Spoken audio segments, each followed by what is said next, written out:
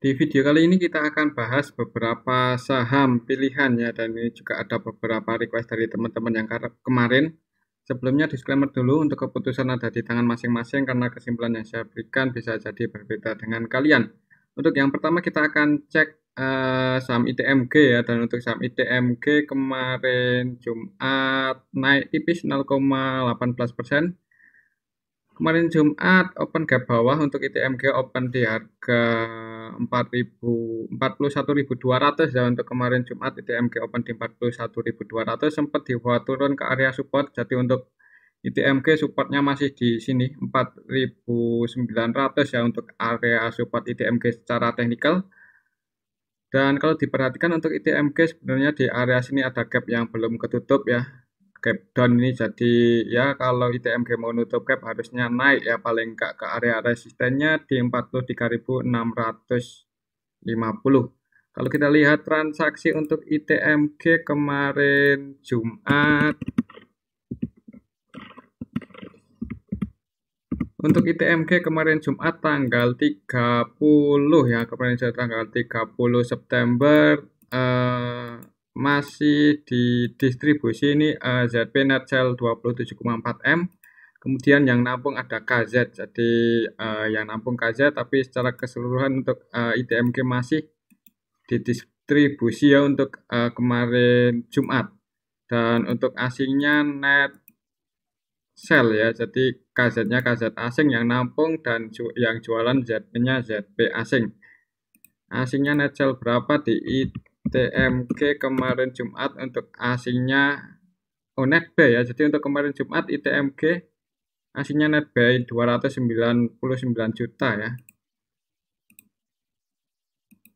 Oh iya ya, ini KZ, CS, BKDR kalau di jumlah itu lebih besar daripada ZP ya, lebih besar dari 28 M. Jadi untuk asingnya net buy di saham ITMG net buy tipis. Jadi untuk besok gimana?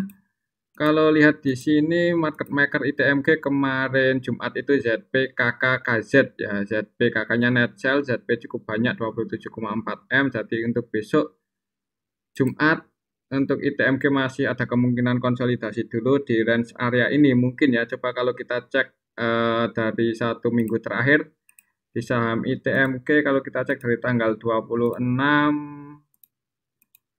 ada yang akumulasi sebenarnya, diakumulasi oleh BB. Kalau dari tanggal 26 September BB net buy 56 M, average-nya di 41.500 ya, 41.500 ya, berarti sedang floating loss ya untuk BB-nya. Jadi floating loss dikit ya, 41.500 ya. Ya ada kemungkinan untuk ITMG harganya masih bakal dijaga ya, kemungkinan ya. Mengingat untuk 1 minggu terakhir ini ada broker yang melakukan akumulasi di saham ITMG BB ya. Selain BB ada YP, AZ, PD ya yang net buy di ITMG, dan yang jualan YU, ZP, BK. Wah, asingnya keluar tapi ya, jadi untuk ITMG dalam 1 minggu terakhir ini diakumulasi oleh asing dan asingnya distribusi. Oke, jadi kemungkinan gimana kalau menurut saya pribadi, perhatikan saja level ini selama ITMG masih bertahan di atas 40.900, ada kemungkinan naik ya, paling enggak konsolidasi di range area ini, mengingat juga di area sini ada gap yang perlu ditutup untuk ITMG ya. Oke, itu untuk saham ITMG. Kalau besok mau nge-HK ya, tetap disclaimer untuk keputusan ada di tangan masing-masing. Bisa pasang antisipasi sedikit di bawah support mungkin di 40.600-an. Oke, itu untuk saham ITMG. Selanjutnya kita cek saham PTBA. Dan untuk saham PTBA kemarin naik ya, naik 0,72%. Dan untuk PTBA kemarin open gap bawah ya, sama kayak ITMG. Untuk kemarin Jumat PTBA open gap bawah, open di harga 4.120, sempat di bawah turun, habis itu ditarik naik ya. Kalau secara teknikal untuk PTBA ini udah gagal bentuk higher high ya, di area sini itu gagal bentuk higher high terus turun, dan ini koreksi. Kira-kira apakah ada yang sudah akumulasi di saham PTBA? Kalau kita lihat transaksi kemarin Jumat di saham PTBA PTBA kemarin Jumat tanggal 20, tanggal 30 ya, kemarin Jumat tanggal 30 di PTBA ada yang akumulasi, diakumulasi oleh OD 15,2 M, cukup banyak ya OD melakukan akumulasi di PTBA. Kemudian yang jualan AZ, YP, DH, dan yang jadi market maker di saham PTBA kemarin Jumat ZP, OD ya. Mereka berdua net buy, jadi ada kemungkinan untuk besok Senin PTBA masih naik ya. Mudah-mudahan untuk PTBA bisa naik, bisa balik lagi paling enggak ke area sini 4.500-an ya. Tapi kita ikuti aja untuk target kenaikan PTBA dalam waktu dekat paling enggak ya nutup gap di area sini di harga 4.350 ya untuk target kenaikan PTBA besok Senin, mudah-mudahan bisa ke area situ. Kalau bisa malah breakout ya, makanya di area sini ada gap juga yang belum ketutup ini kalau diperhatikan ya. Nah ini kan ada gap yang sedikit, ini ada gap yang belum ketutup sempurna, jadi mudah-mudahan untuk PTBA besok Senin bisa naik ya, mengingat kemarin Jumat diakumulasi. Oke, itu untuk saham PTBA. Selanjutnya kita cek saham Harum. Dan untuk saham Harum kemarin sempat turun ya, jadi untuk saham Harum kemarin itu open gap bawah, open di harga 1770, sempat di bawah turun, habis itu ditarik naik dan tetap close-nya masih minus 0,5% ya. Kalau secara teknikal supportnya, kalau secara Fibonacci supportnya di area sini ya, 1685, jadi perhatikan aja level ini untuk Harum ya. Coba kalau kita lihat transaksinya, apakah kemarin Jumat Harum ada yang akumulasi. Untuk Harum kemarin Jumat tanggal 30 September ada yang akumulasi, ini si LG net B 26,8 M, cukup banyak. Yang jadi market makernya LG MG ya, MG-nya net sell 15,4 ya, tapi karena diakumulasi oleh LG untuk besok gimana? Ya karena kemarin Jumat diakumulasi, untuk besok Harum ada kemungkinan naik ya, ada kemungkinan naik. Kalau IHSG hijau ya kemungkinan saham-saham yang barusan kita bahas itu akan naik ya. Mengingat di area sini untuk Harum juga ada gap yang cukup lebar ini. Jadi untuk target kenaikan Harum besok Senin, mungkin nggak harus Senin ya, mungkin hari Selasa atau Rabu ke area sini 1920 ya, ke area resisten Harum. Oke, itu untuk saham Harum, kemungkinan untuk besok Senin akan dibuka hijau. Selanjutnya kita cek saham HDIT. Dan untuk saham HDIT kemarin Jumat turun ya, turun 6%, 6,6. ARB enggak ya ini? Turun 6% untuk Hadid kemarin Jumat ke harga 93. Apakah ada yang nampung? Kalau kita cek untuk saham Hadid, untuk saham Hadid kemarin Jumat tanggal 30 September sepi ya, untuk net valuasinya ini kecil, dan yang jadi market makernya si YPCC, YP-nya net B 292,9 juta ya, di average di 93,9 ya di area sini. Untuk YP-nya nyangkut 200-an juta di area sini, cuman nggak tahu itu yang nyangkut retail atau bandar ya. Kalau kita cek untuk 1 minggu terakhir di saham HDIT, apakah siapa yang nampung? Kalau dari 1 minggu terakhir untuk HDIT didistribusi oleh YP ya, jadi belum ada yang nampung, jadi mending wait and see aja. Kalau selama nggak ada yang nampung ya nggak menutup kemungkinan untuk saham HDIT bisa balik tidur lagi di range area ini ya, 60-an 70-an. Ya, jadi mending untuk HDIT di, kalau saya pribadi nggak berani masuk ya, itu aja. Kemudian untuk besok Senin masih cenderung turun ya, walaupun ya tergantung si YP ya, YP juga ya, market makernya kan si YP ya untuk HDIT ini. Nah kan si YP cuman market makernya net sell 3,1 M ya, dan untuk kemarin Jumat YP-nya nyangkut 292 juta ya. Mungkin kalau YP besok langsung nge-HK ya hati-hati aja. Kalau udah amannya misalnya besok HDIT naik ya kalau udah profit diamankan aja sebelum keduluan YP taking profit malah nanti jadi turun lagi ya. Oke, itu untuk saham HDIT. Selanjutnya kita cek saham WIFI. Dan untuk saham WIFI,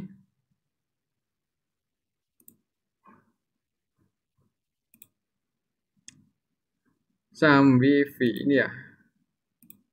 Untuk saham WIFI kemarin turun ya, turun ke harga 224.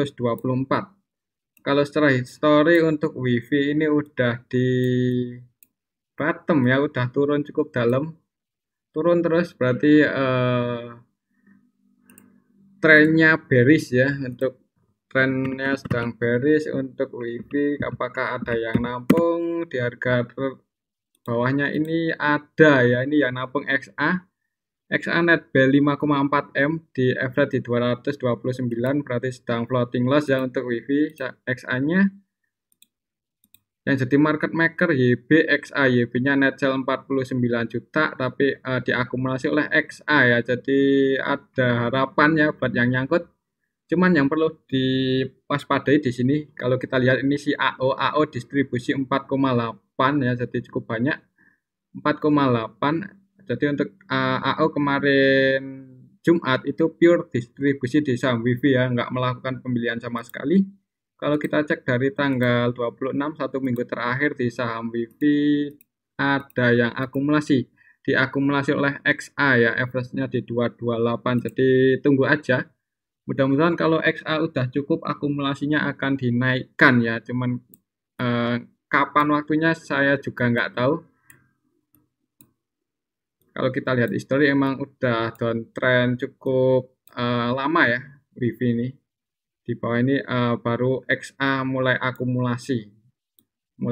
Kalau atau udah akumulasi sejak lama juga. Coba kita cek dari 1 bulan terakhir aja ya. Kita cek dari tanggal 1 untuk saham WIFI di distribusi ya, berarti untuk XA ini baru-baru aja melakukan akumulasi. Jadi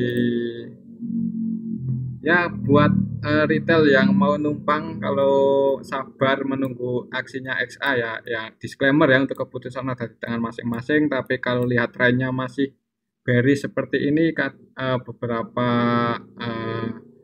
trader mungkin akan berpikir 2 kali ya. Tapi menurut saya pribadi ada kemungkinan untuk WIFI dinaikin lagi oleh XA ya, entah kapan, kita tunggu aja karena XA nya udah mulai akumulasi ya.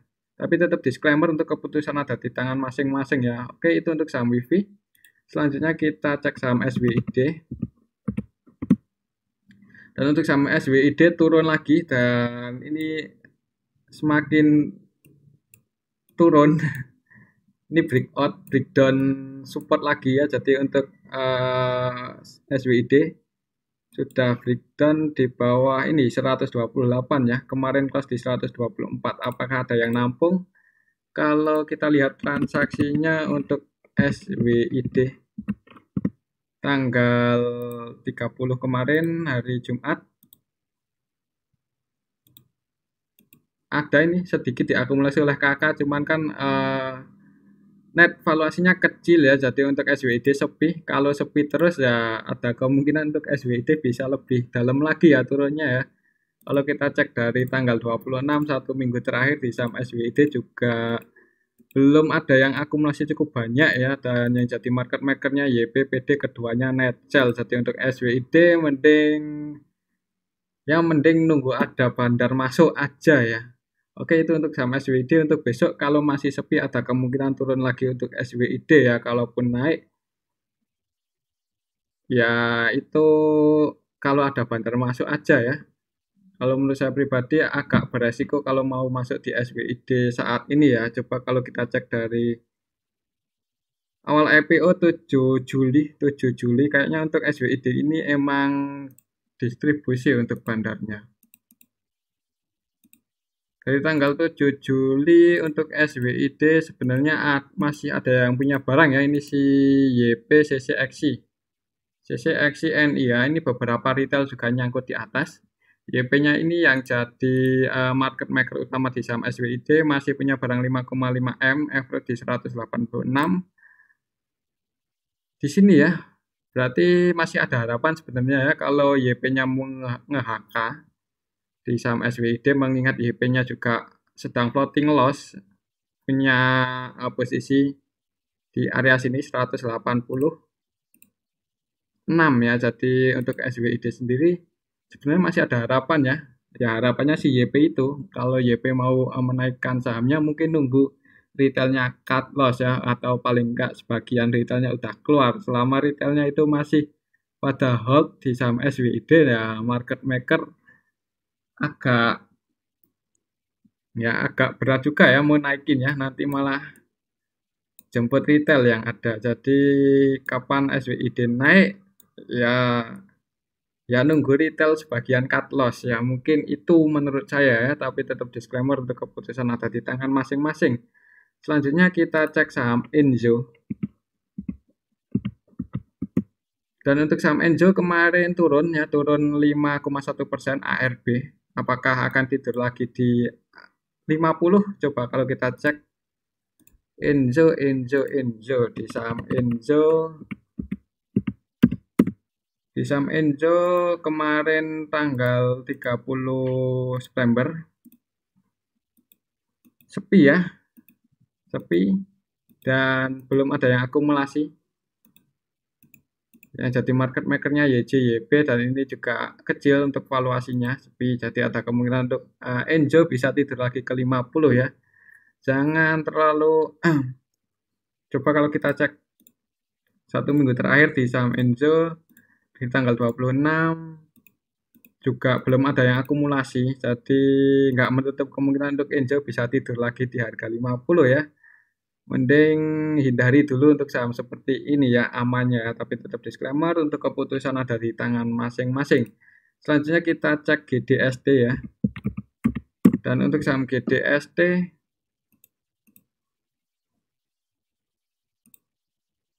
kemarin Jumat turun ARB ke harga 170 ya. Gagal mempertahankan posisinya di range area ini untuk GDST.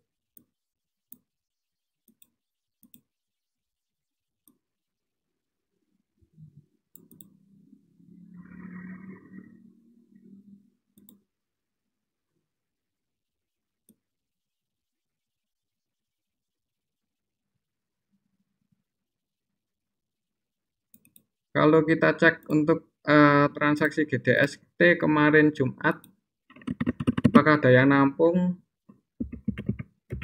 Untuk kemarin Jumat di GDST tanggal 30 September, kayaknya nggak terlalu liquid.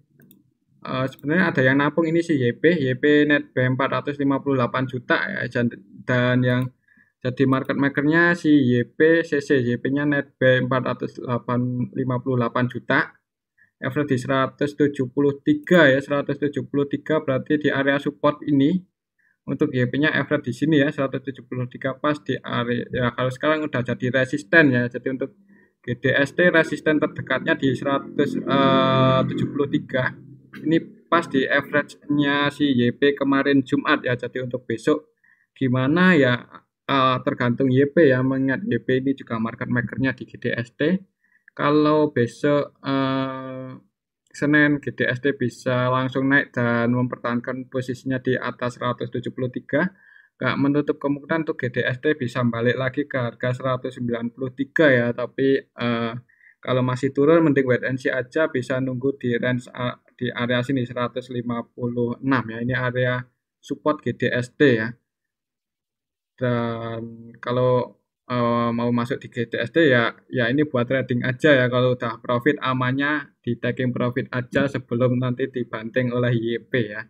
Jadi seperti itu untuk GDST, dan saran saya jangan masuk menggunakan uang yang terlalu gede karena market cap-nya juga kecil untuk GDST.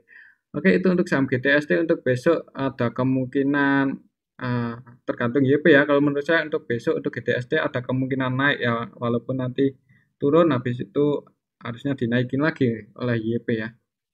Oke, itu untuk saham GDST. Kalau turun perhatikan aja level ini 156.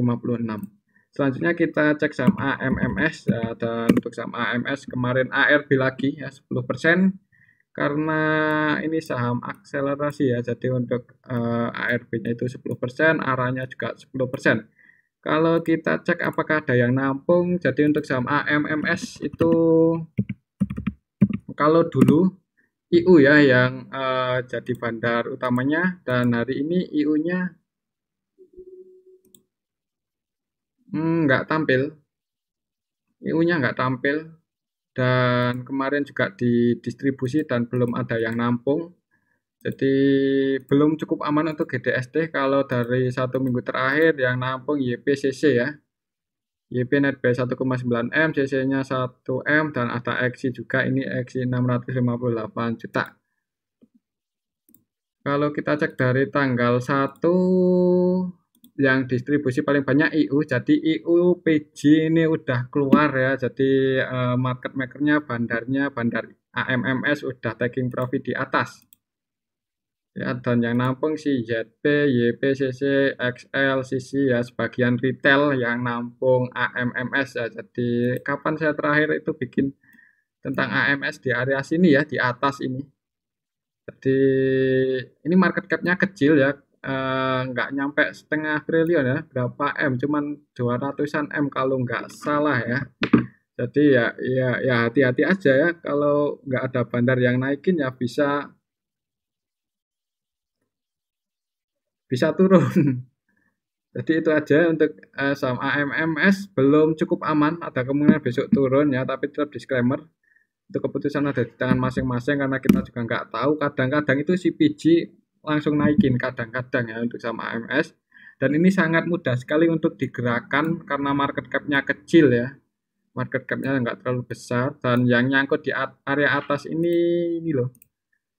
XI nyangkut di 163, XL 150-an, 160. Ya kalau naik lagi ke area itu berarti jemput retail ya, mungkin dinaikin kalau mereka udah pada keluar mungkin ya.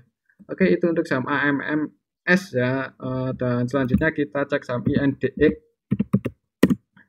Untuk saham INDX kemarin turun kayaknya ya, turun ARB, dan ini udah dekat area support. Jadi INDX secara teknikal, secara Fibonacci supportnya di 274. Kalau kita lihat transaksinya apakah ada yang nampung untuk INDX, market makernya si YP ya, dan untuk INDX hari ini belum ada yang nampung. Yang jadi market makernya masih YP valuasinya 230,7 M ya, cukup besar, cuma net sell 929 juta. Jadi untuk market makernya masih net sell. Kalau kita cek dari 1 minggu terakhir, untuk YP-nya udah net sell 1,1 M ya. Jadi ya belum ada yang nampung, amannya wait and see aja dulu.